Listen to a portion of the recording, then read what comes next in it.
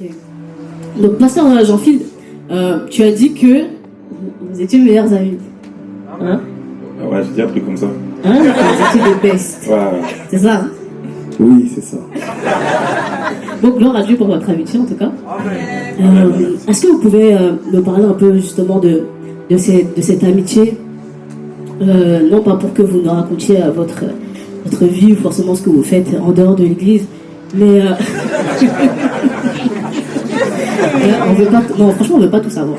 On a gardé des choses pour vous, mais on est comme dans des temps où, en tout cas moi, je soupire véritablement à voir une église, l'église de Christ, un peu plus soudée, hein, un peu plus. C'est pas moi c'est mon église, c'est la meilleure, moi c'est mon pasteur, c'est le meilleur, chez nous il y a ci, il y a ça, chez moi c'est. Mais véritablement dire, en fait, l'église de Christ, le corps de Christ, et véritablement voir deux personnes d'assemblées différentes, de la même génération, je pense, quand je vous regarde à peu près, de la même génération.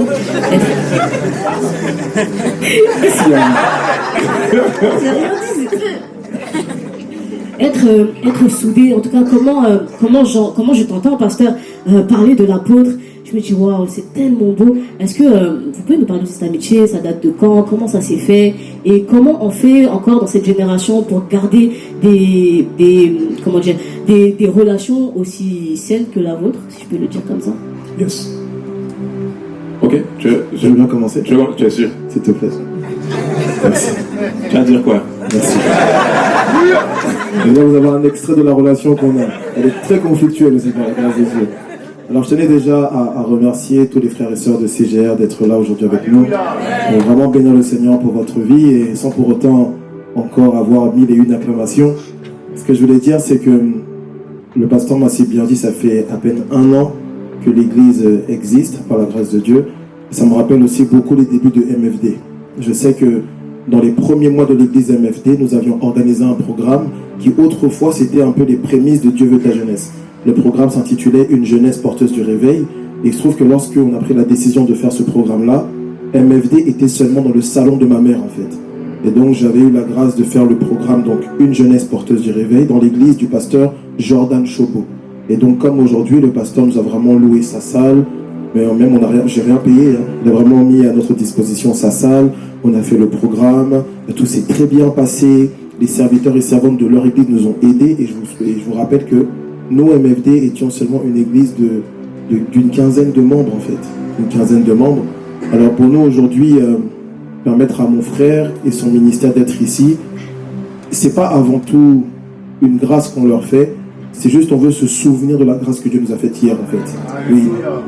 Et même lorsqu'on fait des conférences Dieu veut ta jeunesse, dernièrement c'était à Kinshasa, c'était dans l'église d'un pasteur, du pasteur Marcelo Tonassi. Ça veut dire que l'un des principes de vie qu'on essaye d'avoir, c'est fais aux autres ce qu'on te fait, mais j'irai plus loin, fais aux autres ce que Dieu te fait aussi. Donc on est très content de vous recevoir et on espère que vous aussi, à qui une grâce a été faite, allez être également des distributeurs de grâce. C'est vraiment l'objectif pour nous. C'est pas seulement faire ce programme-là et passer à autre chose. C'est qu'est-ce que ça va laisser en vous et quelles sont les actions que vous allez poser derrière.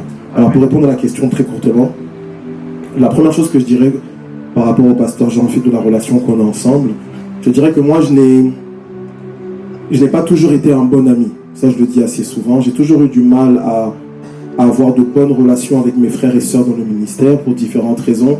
La première raison, c'est que quand j'ai commencé à être un chrétien au sein d'une église, eh bien, j'ai été blessé par un groupe de frères en Christ. On marchait tout le temps ensemble, on priait ensemble, on cherchait Dieu ensemble. Et il y a eu une situation qui m'a profondément blessé. Et ça fait que quand j'ai commencé à être serviteur de Dieu, j'ai comme sécurisé mon cœur, si je puis dire. Ça veut dire que quand je rencontrais un frère qui voulait se lier à moi d'amitié, eh bien, je mettais une grande distance. Ça veut dire que beaucoup de personnes voulaient se lier à moi, ils voulaient être mes amis, mes frères et tout. Et moi, je n'arrivais pas. Ça fait que très souvent, les relations que j'ai eues étaient souvent dans un sens. Les gens s'investissaient, moi, je ne m'investissais pas du tout. Je ne voulais pas. Et deuxièmement, j'avais beaucoup de mal à tisser de profondes relations. Je finis en disant que la relation qu'on a aujourd'hui, je pense que l'un des grands protagonistes de cette relation, bien sûr, c'est le Seigneur, mais deuxièmement, c'est le pasteur Jean-Philippe. Parce que lorsqu'on s'est lié d'amitié, moi j'étais très en mode ouais, pourquoi pas, on verra quoi. Mais ce que j'ai salué chez lui, c'est sa patience. Ça veut dire que vous ne pourrez pas avoir de profondes amitiés si dès le départ vous n'acceptez pas les défauts de vos amis.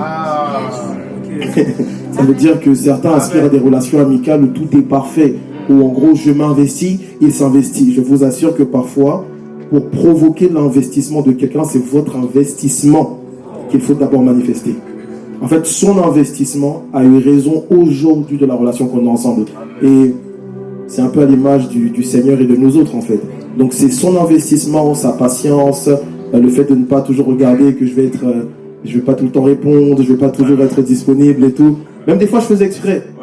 Mais ça persévère. Oui, mais on dit la vérité, tu veux pas la vérité? Attends, veux-tu, hein? Continue un peu. Vas-y, frère. Donc,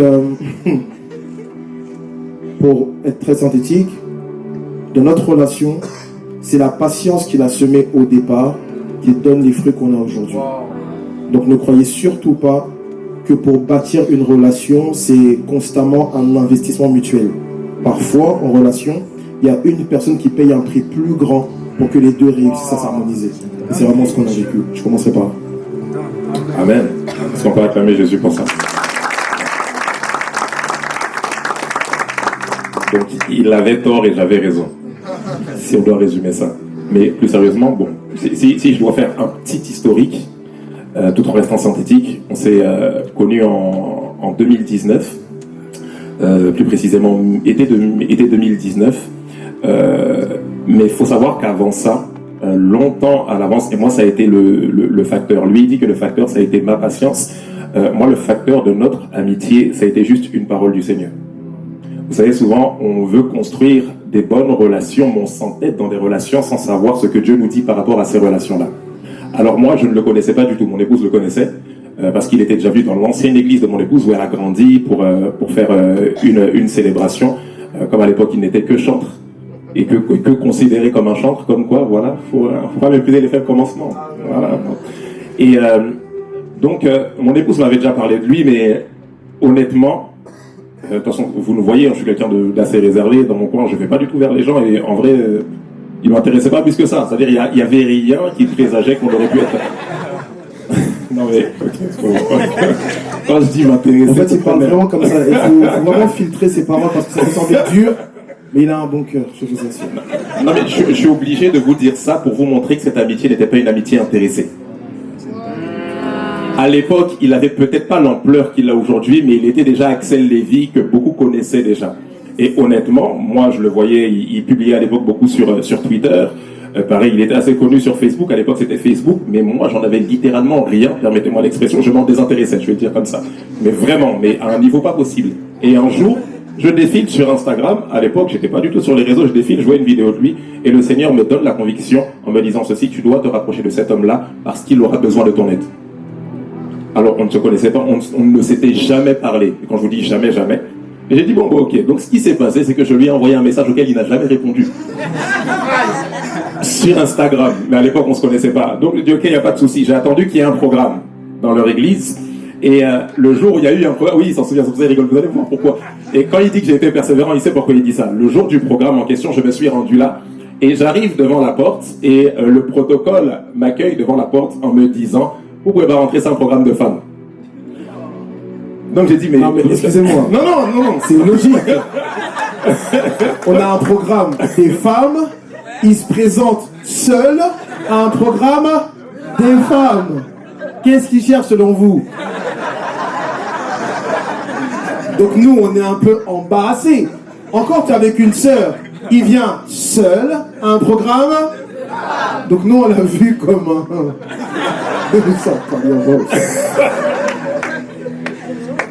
Je me suis dit, mais à culpa, bon argument, donc j'ai pas discuté. Je suis parti, j'ai pas dit non, mais je veux parler avec l'apôtre, rien du tout. Enfin, avec à l'époque c'était le pasteur, c'était l'évangéliste. Voilà. Je suis parti, donc quand j'arrive dans les escaliers, vous savez, c'est à l'époque de Noisy-le-Grand, donc il y avait le grand escalier, donc le protocole vient en courant, et puis il me dit, oui, il y a le pasteur qui t'a vu, il t'a dit de remonter et tout, etc. Donc je suis rentré, ils m'ont laissé rentrer par la grâce de Dieu, donc on peut acclamer le Seigneur pour ça. Donc je me suis frayé un chemin dans le programme des femmes, je me suis assis, J'ai écouté, c'était puissant. Il y a une chose qui m'a frappé, et je dis pas ça pour vous flatter, c'est la même chose que je lui ai dit pendant le temps de pause de ce programme-là. Il y avait une atmosphère, c'est-à-dire il y avait une énergie qui se dégageait dans l'église qui était juste pas possible. Et vous avez pas perdu ça. Jusqu'à aujourd'hui, je ressens encore ça chaque fois que je viens ici. C'est un truc de dingue.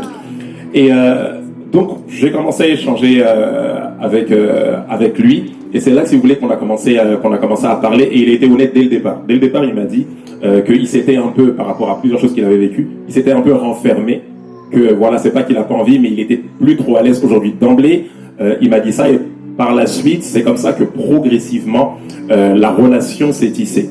Mais je reviens sur la chose qui m'a motivé dans cette relation-là. Moi, c'était pas sa beauté, sa grande taille, tout ça, non. C'était même pas son titre, c'était même pas ses accomplissements. Du reste, MFD n'avait pas autant d'accomplissements, entre guillemets, autant de fruits, je vais le dire comme ça, qu'aujourd'hui. La seule chose qui m'a intéressé, c'était juste une parole. Dieu m'avait clairement dit, et je suis pas un fanatique qui entend tout le temps la voix de Dieu, Dieu m'a dit, non. Mais cette parole, elle était tellement distincte dans mon esprit que je me suis juste dit une chose, Seigneur, je vais obéir à ta parole. Ça fait que parfois, bien évidemment, on n'est pas toujours en accord, surtout quand on est amis. Comme il vous le dit, il y a des fois où il pouvait envoyer des messages, je répondais pas forcément, mais je m'en désintéressais. À un niveau pas possible. Et il y a même, voilà, je vais pas donner de nom, il y a même des personnes qui m'ont dit à l'époque, oui, mais normalement, une amitié, ça doit être dans les deux sens. Et toujours, en fait, Dieu m'a pas dit, écoutez bien ça, Dieu m'a pas dit d'abord qu'il allait être mon ami. Dieu m'a dit que je devais être un ami pour lui. Vous voyez la petite subtilité? Ça veut dire que premièrement, je n'attendais rien de lui dans notre relation. Je partais dans cette relation-là juste pour donner. Je ne me suis pas dit, un jour, voilà, il va m'inviter comme là. En fait, tout ça là, si vous voulez, c'est des accompagnants. Mais en réalité, la seule chose qui me motivait, c'est la parole que le Seigneur avait déposée sur mon cœur. Alors vous voulez des relations solides? Moi, le conseil que je vous donne, c'est qu'est-ce que Dieu vous dit par rapport à ces relations-là? Est-ce qu'il y a une parole? Des fois, on s'entête, on s'accroche, oui, mais on est bestie. Non, mais est-ce que Dieu a parlé par rapport à cette relation? Est-ce que c'est pas une relation dans laquelle vous vous entêtez et qui doit prendre fin dès maintenant? A contrario, peut-être que la personne ne vous plaît pas, sa manière d'être ne vous plaît pas, sa manière de parler ne vous plaît pas, mais il est possible que Dieu vous mette une parole pour dire il est temps de commencer une relation avec cette personne-là. Relation amicale, je précise. Amen. Voilà un peu. Et surtout que si vous regardez un petit peu, on est quand même très différents. On est très différents sur beaucoup d'aspects et on est même très rarement d'accord. Et ce que j'aime chez le pasteur, c'est que il ne va pas aller dans ton sens pour te faire plaisir. Ça veut dire qu'on parle de tout et de rien, des polémiques, on parle de tout et on est rarement d'accord sur les sujets. Et je vous assure que ça fait du bien d'avoir des gens à vos côtés qui peut-être ont la même foi que vous, mais qui ne partagent pas les mêmes avis que vous, mais vous êtes amis en fait. Vous êtes frères. Et ça veut dire que on peut ne pas voir de la même manière certaines choses, mais ça ne change en rien au type de cœur qu'on a l'un envers l'autre. Et pendant qu'on parlait, tu me rappelles quelque chose. Je me souviens que, je te l'ai jamais dit, mais je t'avais testé. Puisque lorsqu'on échangeait souvent ensemble, eh bien, l'un de nos sujets préférés était le salut de la jeunesse. Et il me faisait comprendre qu'il avait aussi, il avait ce désir de voir des jeunes être sauvés, être restaurés, être enseignés. J'ai dit, ah, ok, pas de souci. J'ai dit, bah, vas-y, viens, on se fait une veillée de prière.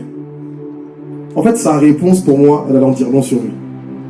J'ai dit, viens, ça se dit, un jour, on se voit, on va chercher Dieu ensemble. Il m'a dit oui. J'ai dit, ah ouais, ok. On s'est donné rendez-vous, c'était à l'époque de Noisy-le-Grand. On s'est donné rendez-vous à Noisy-le-Grand dans la salle, il n'y avait personne, il n'y avait que lui, moi et nos Bibles. On a échangé sur la parole de Dieu, sur nos vies, sur nos familles, sur nos foyers, on s'est confiés mutuellement et après on n'a fait que prier. Notre relation est née dans la prière. Vous avez des amis, vous ne priez jamais ensemble. C'est terrible. Vos meilleurs amis, vous ne parlez des fois même jamais du Seigneur, jamais de l'œuvre de Dieu, jamais des choses de Dieu, voire pire, vous ne priez même jamais ensemble. Et souvent le Seigneur me rappelle sur le fait que notre relation, c'est vrai, elle a une certaine fondation, mais Dieu me rappelle aussi qu'on a commencé à prier ensemble. Notre relation n'a pas commencé dans des critiques. Certains, eh bien, la seule profondeur de votre relation, c'est votre capacité à critiquer les autres. De sorte que s'il n'y a plus de sujet de critique, il n'y a plus de relation. C'est terrible ça. Votre seule plus-value ensemble, c'est quel est le nouveau dossier que tu as. Ah, t'as appris ce qu'Axel a fait. T'as appris ce que Gospel a fait. Tu as appris ce que Truc a fait. Et si on enlève ça, quelle est la valeur et la profondeur de votre relation? Homme de Dieu. Alors que nous, on parle de tout, de rien, des trucs même bêtes. d'Aloko. Lui, c'est un grand mangeur d'Aloko. Béné s'est calmé. Maintenant, il est très sportif. Que Dieu nous aide. Ma sœur. Avant Non, on n'y est pas encore. Avant que tu enchaînes, pendant qu'il parlait, j'ai une pensée qui vient dans mon esprit pour quelqu'un. Vous savez, les temps sont devenus tellement bizarres et on est exactement dans les temps que l'apôtre Paul disait à Timothée. Dans les derniers temps, les gens seront égoïstes. Et même souvent, lorsqu'on parle de rentrer dans le couloir de notre destinée, on a une manière de penser égoïste. On se dit, Seigneur, moi, quelle est la nation que je dois gagner?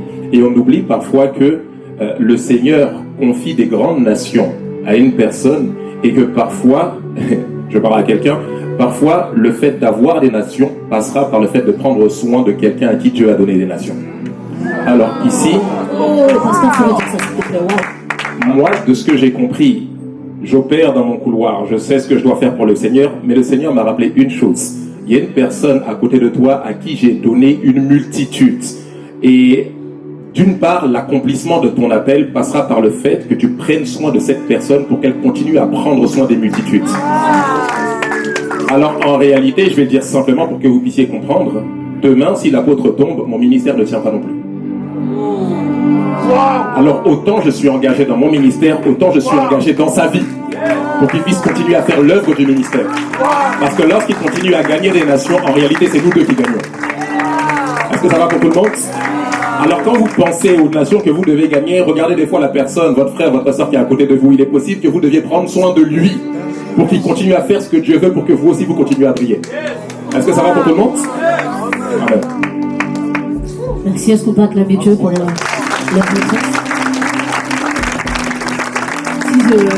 Si je peux résumer les bases vraiment d'une bonne relation, en tout cas amicale, au sein de l'église locale, déjà qu'elle soit bâtie, fondée sur Jésus.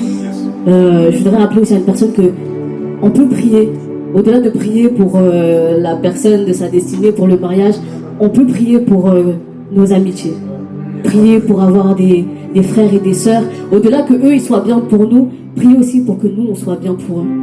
Je comprends bien. Le fait de ne pas toujours être d'accord, ça vraiment ça relève du fruit de l'esprit, hein. Je crois que dans l'église locale aussi, le Seigneur nous permet de grandir en amour les uns pour les autres. Donc, en tout cas, merci pour vos réponses. Amen. Et d'accepter surtout les différences. Oui, Dans sa genre, il fait vraiment partie des gens les plus chiants que je connaisse. Vraiment, il est hyper chiant. Exemple tout bête, sa femme peut témoigner, bref. Exemple tout bête. Le pasteur Jean-Philippe, tu le dis, moi je n'aime pas le chocolat. Il va te dire ceci. Quelle est la raison exacte qui fait que tu n'aimes pas le chocolat? Est-ce que c'est le chocolat blanc, le chocolat noir ou le chocolat intermédiaire? Mais est-ce que tu connais les raisons profondes? Je t'écoute. Et peu importe le nombre de temps que tu prendras pour dire ça, il va attendre. Ce mec, non, c'est bien Jésus. Avance. Là, il faut accepter les différences. Alors que moi, je suis une personne très directe. Mais lui, il aime comprendre la nature des choses. Pourquoi c'est vert? Est-ce que c'est vraiment vert? Je pense qu'il y a un peu du orange ou du jaune. Mais le jaune vient de quoi? Alors que moi, c'est vert, frère. Donc tu vois un peu les... Je vois. Bon, en tout cas, il faut de tout pour faire un monde. Hein. Ah, franchement, le talk show, c'est pas sur les amitiés, mais je sens de parler de ça. C'est particulier. Et ça touche le cadre de l'église en fait, hein, parce que en réalité, si on ne sait pas célébrer les différences, il n'y a aucune unité qui est possible. Aucune. C'est impossible. Vous voyez ce type de programme, on peut mettre MFD, X, CGR, toutes ces choses-là, mais ça c'est dans la forme. Mais en réalité, quand on rentre dans le fond, on voit qu'il y a des différences. Mais les différences ne sont pas une limite. Au contraire, elles prouvent que Dieu a donné une particularité à chacun. Et ça, dans nos relations, on doit être en mesure d'apprendre ça sans que ça nous effraie. Ah, il n'est pas comme moi. Oui, il n'est pas comme toi. Justement, il n'est pas toi. Si vous n'arrivez pas à intérioriser ça, ça sera trop difficile pour vous de conserver des amitiés et de faire des belles choses que le Seigneur attend de vous. Parce que Dieu n'a pas donné tout à tout le monde. Chacun possède une portion de Dieu et on doit apprendre à valoriser et à célébrer ça pour encore plus de gloire. Ça va? Non, mais Dieu, est-ce que tu fais des trucs graves? Laisse-moi parler aussi. Non, c'est grave. En fait, il y a une attention particulière par rapport à cette thématique. Parce que c'est fort ce que tu dis. Moi, je sais qu'il y a une période de ma vie, j'avais un discours qui était le suivant. Je disais, moi, je ne marcherai qu'avec des gens selon mon cœur. En gros, tu n'as pas mon type de cœur, on ne marcherait pas ensemble. Et je pensais être très spirituel en parlant ainsi. Mais c'est être, même si c'est juste un manque de maturité, premièrement. Parce que vous allez voir qu'autour de Jésus, il n'avait pas tous son cœur. Et même, allons un peu en arrière. Vous allez voir ceci. Vous allez voir que Dieu dit, David est l'homme selon son cœur. Et les autres avant David. Ça veut dire qu'à un moment donné, Dieu estime que oui, c'est l'homme selon mon cœur. Mais il y a eu d'autres personnes avant lui. Donc ces autres personnes, en fait, ça sous-entend qu'ils n'étaient pas selon son cœur, mais Dieu a choisi de les utiliser. Dieu a choisi de marcher avec eux. Et j'ai vraiment appris au fur et à mesure que on ne marche pas seulement avec les gens qui ont le même type de cœur que toi. La grande sagesse relationnelle, c'est accepter tout type de cœur. Regardez autour de Jésus. Il y avait Judas le voleur. Un jour, il y a ce verset où Jean dit, est-ce que tu veux qu'on puisse invoquer le feu du ciel? Jésus veut dire, mais vous ne savez pas de quel esprit vous êtes animés en fait. Donc des hommes avec des cœurs étranges, mais qui réussissaient à s'unir autour d'un bon cœur. Ça veut dire que le plus important parfois, c'est pas les cœurs autour de moi, c'est mon cœur autour des cœurs. Que Dieu nous aide. Que Dieu nous aide. Je me souviens, il y avait comme ça un serviteur de Dieu, un jeune qu'on connaît. Bon, moi je peux tout dire, un serviteur. Vous voulez savoir? Il y avait un serviteur de Dieu, mais je crois l'avoir déjà dit à l'église. Cospiel, l'évangéliste Cospiel. J'avais beaucoup de mal avec lui. Beaucoup de mal et autres, parce qu'il avait fait des choses que je n'ai pas appréciées. Et un jour, Dieu m'a parlé. Dieu m'a dit, accepte-le comme il est. J'ai dit, mais il m'a dit, accepte-le comme il est. Moi, je t'accepte sur plusieurs aspects. Et donc, quand j'ai commencé à changer mon regard sur le serviteur de Dieu, on a commencé à avoir une relation très très profonde. Et je me suis rendu compte que le mal que j'avais avec ses comportements, c'était parce que mon cœur avait été affecté, mon cœur avait été aussi blessé, mais également il y avait aussi beaucoup d'orgueil et d'arrogance en moi. Et quand j'ai baissé toutes ces choses, ça a élevé notre relation. Des fois, si je vous montre les messages qu'on s'envoie, on dirait des amoureux, c'est ce que je veux dire. Mais il a fallu que je change ma façon de penser. Il y a des gens, vous vous sentez seul, mais vous n'êtes pas seul, c'est à cause de votre cœur qui repousse les gens, qui rejette les gens. Moi, je trouve ça parfois lunaire. Des gens qui, pendant de longues années, de longs mois, vous êtes à l'église, mais vous n'avez aucune relation profonde. Ce n'est pas normal. Et je vous assure que le problème, ce n'est pas les autres. Le problème, ce n'est pas les autres. Si vous avez le bon type de cœur, vous pouvez changer n'importe qui. Si vous avez le bon type de cœur, vous pouvez avoir des relations avec n'importe qui.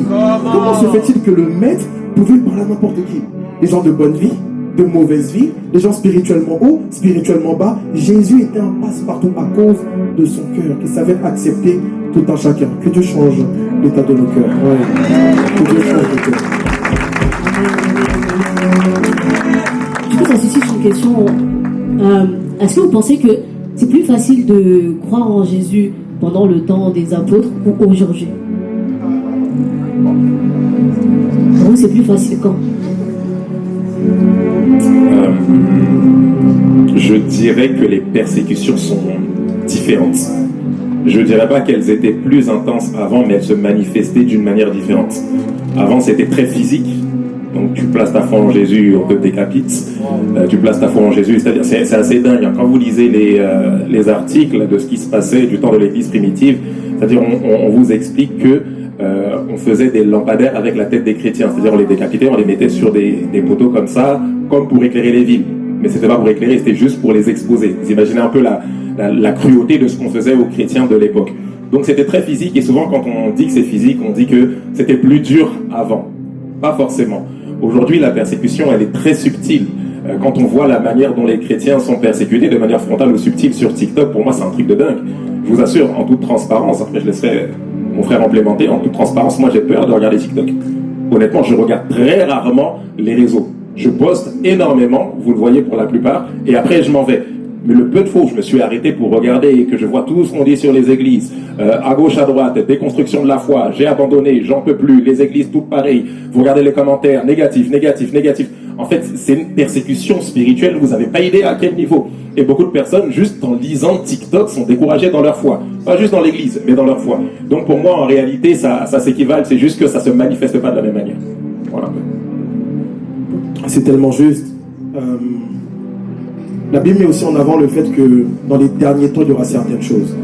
Donc d'un point de vue chronologique et biblique, normalement, plus le temps avance et plus les difficultés sont quelque part plus accrues, même le péché en soi. Mais, comme il a si bien dit, chaque génération a ses difficultés, chaque génération a ses persécutions.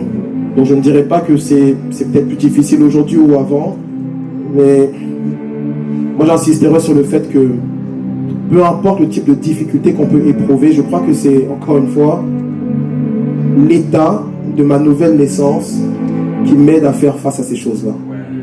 Je vous assure que ce soit être décapité, être rejeté, être critiqué, comment vous êtes né de nouveau fait la différence sur la manière d'affronter ces choses-là. La vie chrétienne, certes, a des difficultés, mais quand tu es vraiment né de nouveau, peu importe les difficultés, même si on te paye pour abandonner Jésus, tu ne le ferais pas. Donc le vrai souci aujourd'hui, c'est pas est-ce que les gens trouvent la foi plus compliquée, c'est est-ce que les gens sont vraiment nés de nouveau, quoi. Les gens, beaucoup vous êtes assis, vous êtes dans nos églises, mais beaucoup vous n'êtes même pas nés de nouveau. On a même vu des gens, c'est pas toi ma soeur, qui ont fait des talk shows avec nous, ils n'étaient même pas nés de nouveau en fait. Donc c'est pas la difficulté, c'est comment le cœur est vraiment circoncis. Donc voilà un petit peu. Ça, tu disais qu'aujourd'hui, tu as beaucoup de mal à aller sur les réseaux, et je te rejoins sur ce point-là. Même moi, plus je vois ce qui est dit sur les réseaux, c'est comme si ce que je pensais pas être le cas, hein, mais je sens que ça peut m'atteindre à un niveau où même moi j'ai réduit. J'ai beaucoup réduit.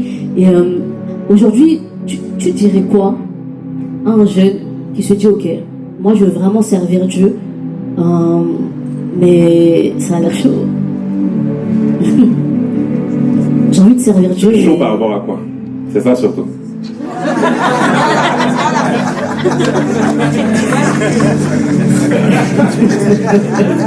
Aujourd'hui, c'est vrai que comme tu l'as dit, c'est pas, on va dire, les mêmes attaques, mais parfois, pasteur, bon.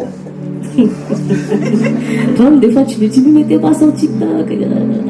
Ça peut faire peur, ça peut être compliqué de servir Dieu, sachant qu'aujourd'hui, tout est filmé, tout est enregistré, c'est à la limite si t'as plus le droit à l'erreur, t'as plus le droit de dire, de te tromper dans un verset, t'as plus le droit de, tout de suite on va te cataloguer, tout de suite on va te dire non, t'es pas vrai, t'es pas converti, t'es pas ceci, t'es pas cela. On a l'impression qu'on a peut-être même plus le droit de marcher en fait avec le Seigneur, de tomber, de se relever, de continuer à marcher. Un jeune aujourd'hui qui veut juste servir Dieu. Voilà, il a donné sa vie à Christ, il est converti dans son cœur, il a accepté Jésus, il veut servir Dieu. Mais ça fait tellement de mois, des années, qu'il voit tout ce qui est dit sur les églises, tout ce qui est dit sur les... Quel conseil tu pourrais lui donner aujourd'hui? Ok, c'est bon, là c'est précisé, donc ça va, je comprends. C'est bon? Ok. Première des choses, indispensable, mais vraiment indispensable, avoir une bonne perception de ce que c'est le service. Vraiment. Justement, avec tout ce qu'on voit sur les réseaux, on a une mauvaise compréhension de ce que c'est le service. Je parle de servir Dieu ici, de servir la personne de Jésus-Christ. À l'époque des apôtres, quand ils pensaient servir Jésus, ils pensaient être martyrs pour Jésus. Nous, quand on pense à servir Jésus aujourd'hui, on pense à Jésus qui va m'élever dans le domaine des affaires, on pense à Jésus qui va m'élever dans le ministère, mais notre conception de l'élévation du ministère, c'est ça, c'est-à-dire être acclamé, c'est-à-dire prêcher devant des foules, organiser des grands programmes, mettre des affiches où on ressemble à des Avengers, toutes ces choses-là. En fait, c'est ça la mauvaise conception, parce que c'est ce qui est présenté sur les réseaux. Alors si vous rentrez dans le service avec cet état d'esprit, c'est clair que le service va vite vous décevoir.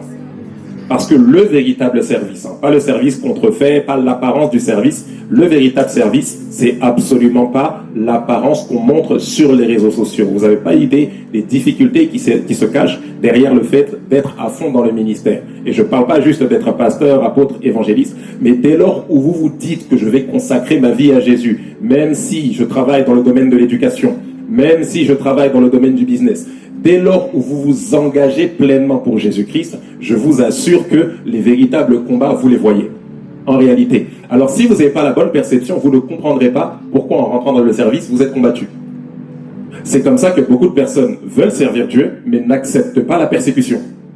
Beaucoup de personnes veulent servir Dieu, mais dès lors où elles ressentent un peu de secousse, elles se demandent qu'est-ce qui ne va pas.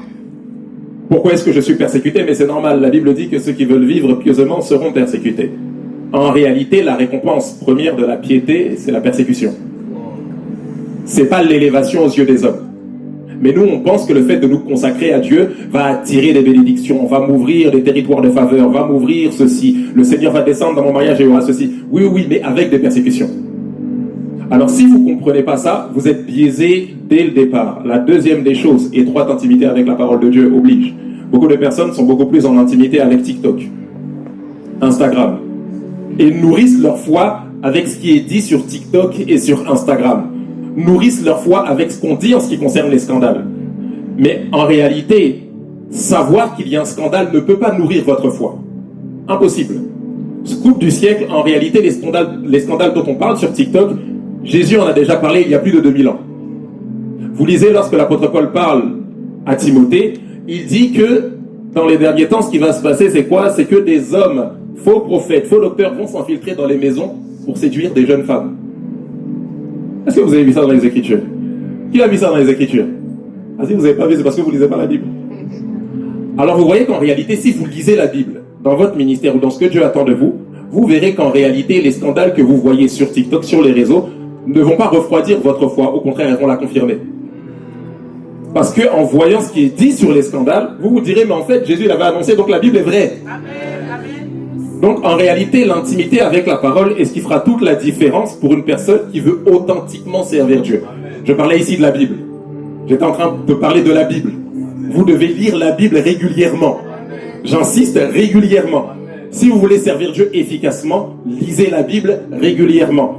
Réduisez considérablement votre temps. C'est pas évident, je parle en connaissance de cause, on a tout le temps le téléphone dans les mains. Regardez là, vous voyez? Il est vraiment comme ça, mes amis. Avec toi, je monte.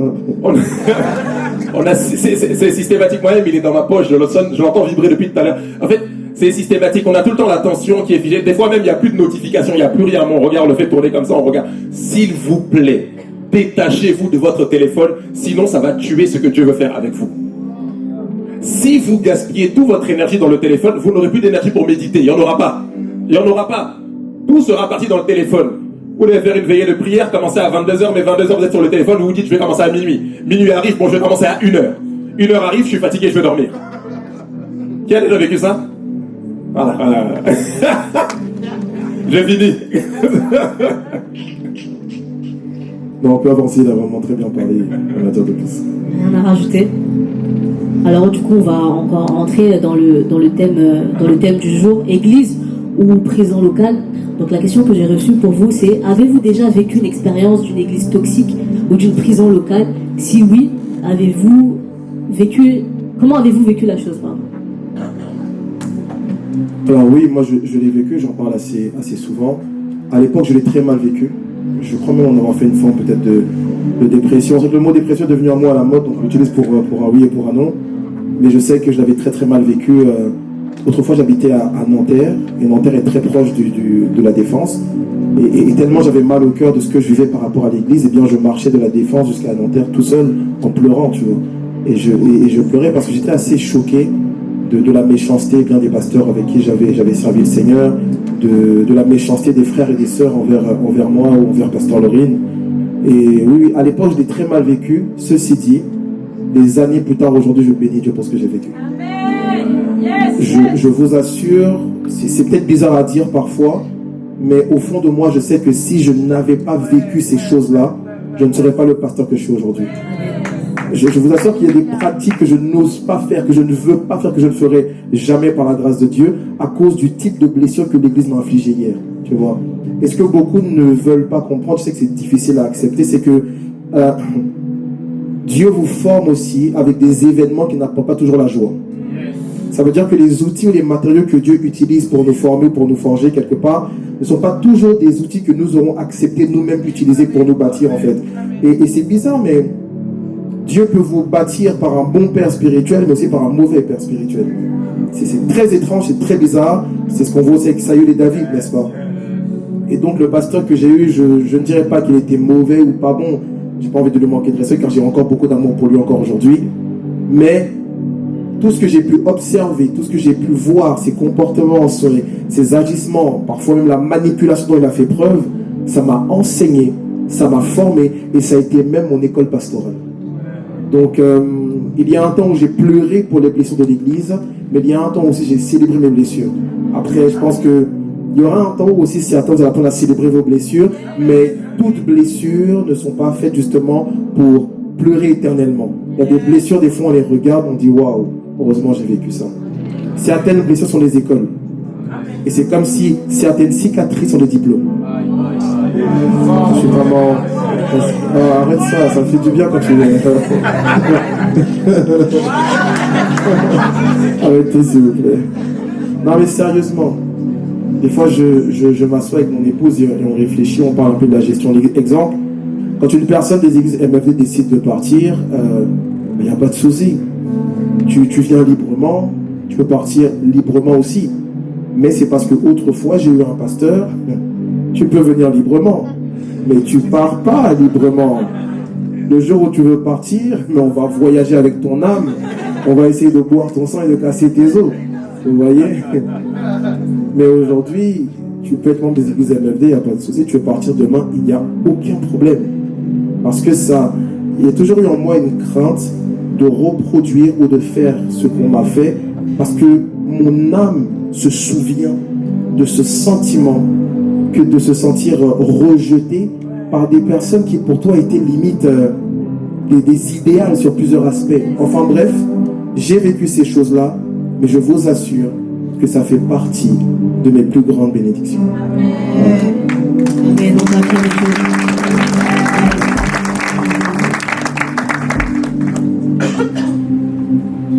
Oui, pasteur, c'est à ton tour. Amen. Oui, effectivement, moi aussi, ça m'est arrivé. Et j'en parle, bon, on parlera de ça après aussi, donc j'en parle aussi dans mon dernier livre. Mais oui, j'ai vécu ça. Et si je dois vous expliquer comment je me suis senti quand j'ai vécu ça, d'abord, c'est un choc émotionnel. En réalité, d'ailleurs, je peux tout dire un peu ou pas? Je peux ou pas? Bon, déjà, quand ça s'est produit ou quand ça a commencé à se produire, nous étions dans ces locaux ici. Et, Je pense que beaucoup le savent. oui, c'est important de le préciser. Donc, mine de rien, c'est comme une grande victoire pour moi de parler de ça ici. Comme quoi, n'ayez jamais peur de votre passé. Quand vous fuyez votre passé, vous demeurez toujours lié à celui-ci. Toujours. Parce que vous avancez en ayant la conscience qu'il y a quelque chose que vous devez constamment fuir. Vous voyez ça? Donc en réalité, la fuite n'est jamais la solution. Mais ceci dit, Non. Explique bien, s'il te plaît. Il faut comprendre que ce lieu où nous sommes, là, c'était l'ancienne salle du pasteur Jean Field. Il faisait ses cultes ici. Dans notre ancienne église locale. Son ancienne église locale était ici, en fait. Et je me souviens que je suis venu ici pour l'inauguration de l'extension de son ancienne église dont il était le pasteur. Et quelques temps après, on nous propose cette salle, nous, pour faire MFD. Il n'y a pas de hasard. Et même au départ, j'étais gêné. On me propose ça, je me dis, mais qu'est-ce qu'il va penser? Mais même pas, je connaissais son cœur. J'en ai parlé, il m'a dit, fonce, il n'y a pas de souci. Mais quelques années plus tard, il revient dans ce lieu en fait, il revient dans un lieu qui était pour lui une blessure, faire un programme de restauration. En fait, certains me disent souvent, mais Dieu est parfois très bizarre. Dieu, tu fais des choses un peu bizarres. C'est ouf. Moi, je me rappelle, tu étais là, on a fait l'inauguration. Tu étais à genoux, on t'a imposé les mains, tout ça. C'était vraiment terrible. C'est un truc de dingue. C'est un truc de dingue. Donc, ce qui s'est passé, c'est que j'étais là, notre bureau, il était là. Donc, j'ai reçu un message, je ne vous dirai pas lequel. Dès l'instant que j'ai reçu ce message, je suis sorti en colère comme ça. Je suis allé là-bas au niveau des toilettes. Et le premier des réflexes que j'ai eu, c'était d'envoyer un message à l'apôtre. Je lui ai envoyé, je lui ai dit, voilà, regarde ce que j'ai reçu, est-ce que c'est normal, etc. La première des choses qu'il m'a dit, c'est pas, vas-y, va l'insulter. Non, c'est calme-toi. Et j'aime ça. Pourquoi? Parce que nous devons avoir des personnes autour de nous qui nous donnent des raisons de continuer à aimer les gens. Je vous assure. Les personnes qui vous confortent dans vos plaies, dans vos blessures, en réalité, elles n'aiment pas votre destinée. Non. Une personne qui excuse le fait que vous soyez dans l'amertume, elle n'aime pas votre futur. Parce qu'elle vous encourage, pas juste à détester la personne qui vous a fait du mal, elle vous encourage à nourrir la blessure.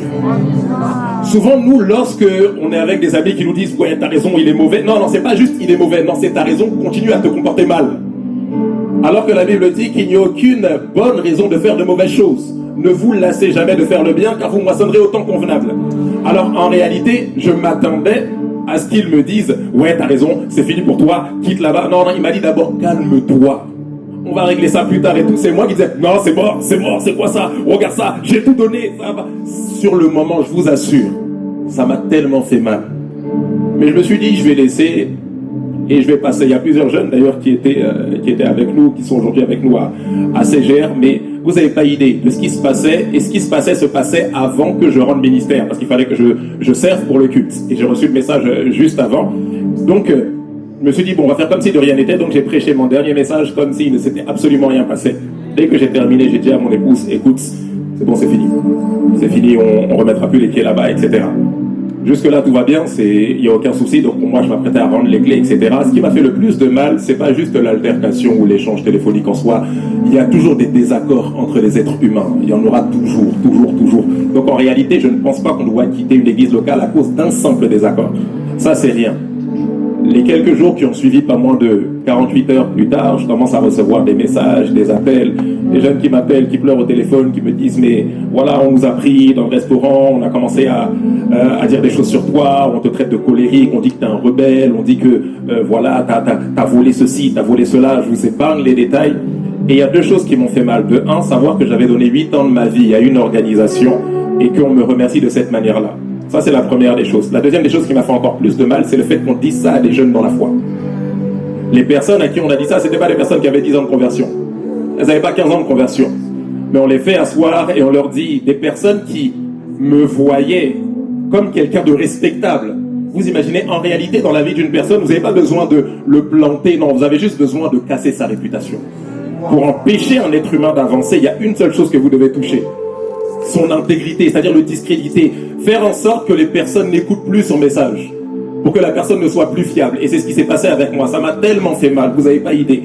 Mais au moment où ça se produisait, je me rappelle, j'étais en train de récupérer des affaires. C'était le mardi qui a suivi le dimanche, donc mon dernier dimanche dans cette assemblée. J'étais en train de descendre des affaires. J'étais au téléphone avec une jeune sœur dont je tairai le nom. Et elle m'expliquait toutes ces choses-là et je répondais pas au téléphone. Elle était en train de pleurer, elle me disait, mais pasteur Jean-Philippe, défends-toi, tu dis rien. Et je lui ai dit juste une chose. Je lui ai dit, premièrement, je n'ai pas besoin de salir l'image de quelqu'un pour prouver ce que je vaux. Absolument pas. Et c'était pas évident. J'avais envie sur le moment de dire non, c'est faux, voilà la vérité. Mais la sœur me disait, non, tu te tais, tu ne dis strictement rien. Donc j'ai dit, j'ai pas besoin. La deuxième chose que je lui ai dit, c'est ton église locale. On peut commettre des erreurs parfois. Mais ça reste ton berger, honore-les, c'est tes autorités. Continue de les servir. Et je suis allé même plus loin. J'ai dit, ce qu'ils disent, prends ça comme si c'était la vérité. Mais Dieu, à l'instant T, m'a convaincu de ne rien dire, de ne pas me défendre, de ne pas essayer d'attaquer qui que ce soit, de ne pas publier sur les réseaux sociaux que ça y est, j'ai quitté telle église, maintenant voilà, je continue mon ministère, j'avance dans tous les cas, Dieu prépare ses combats pour ses plus vaillants soldats. Non. Le Seigneur m'a dit, face à tout ce que tu entendras de toi, fais une seule chose, tais-toi. Je vous assure, ça m'a tellement fait mal.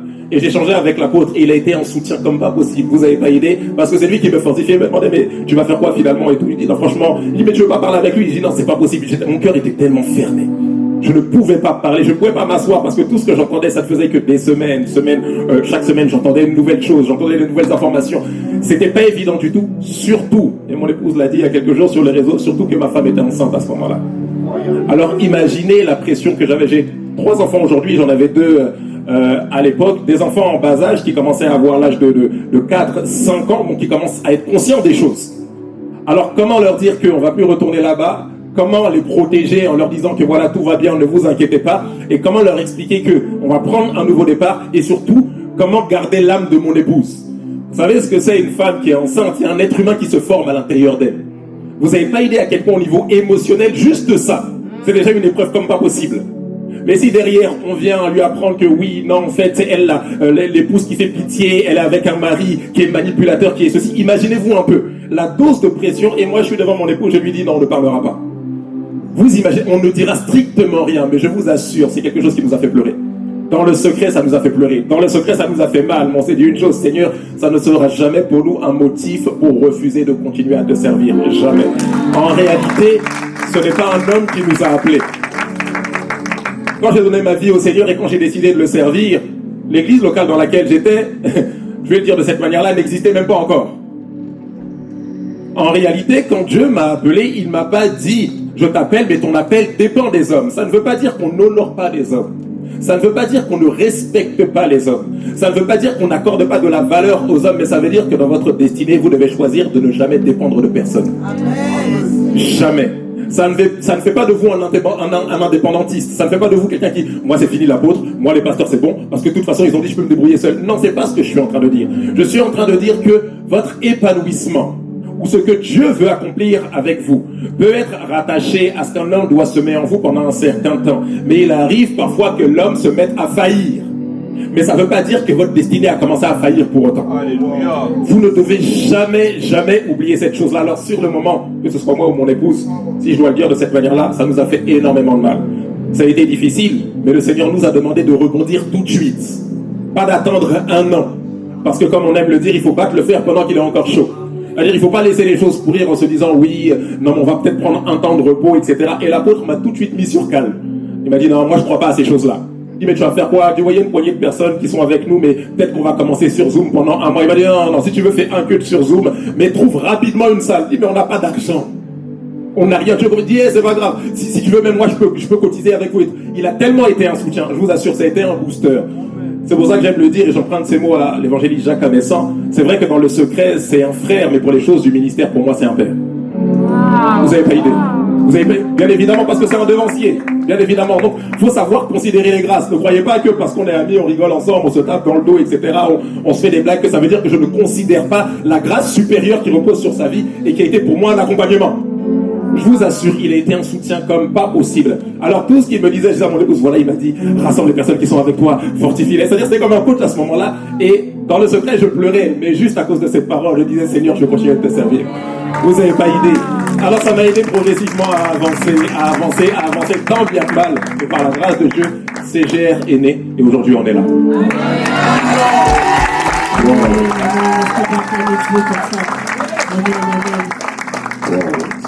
Les amis, le temps est déjà beaucoup parti. On aura la partie 2 du talk show demain. Ouais. Demain, on fait une partie 2. Il reste beaucoup de questions. Il y a beaucoup de questions. Et je sais que dimanche, on aura encore plus de temps par la grâce de Dieu. On a aussi un merveilleux message que Dieu a mis dans le cœur du pasteur qui doit nous apporter maintenant. Et je crois que donc demain, on aura donc un deuxième temps à partir de 16h30. On aura un temps, on aura le deuxième talk show. On pourra faire ça. Et après, on aura un temps dans la parole. En tout cas, moi, c'est comme si j'étais assis avec vous. J'ai vraiment été béni. Et ce qui est fort, pasteur, c'est surtout l'importance de comprendre que Dieu nous bâtit aussi dans la douleur. Il faut vraiment que les chrétiens vous acceptiez cela, en fait. Dieu bâtit aussi profondément dans la douleur. Ceci dit, moi, je ne crois pas en ce slogan qui dit que Dieu donne les plus grandes batailles à ses plus grands soldats. Je trouve que ça fait monter l'orgueil dans le cœur des gens. C'est pas parce que vous avez de grandes batailles que vous serez quelqu'un de grand demain. Pas du tout. Vous pouvez avoir de grandes batailles et puis vous faites rien de grand. Vous voyez ce que je veux dire? Vos batailles sont vos batailles. Affrontez-les par la grâce de Dieu. Et encore une fois, ce n'est pas parce que vous pleurez que Dieu ne travaille pas votre vie. Ce n'est pas parce que vous avez quelques manques que Dieu n'est pas à l'œuvre. En tout cas, vraiment, ce que tu as dit à la fin, c'était tellement fort. Et puis, est-ce qu'on peut ensemble bénir le Seigneur très fort et puis laisser la place au pasteur.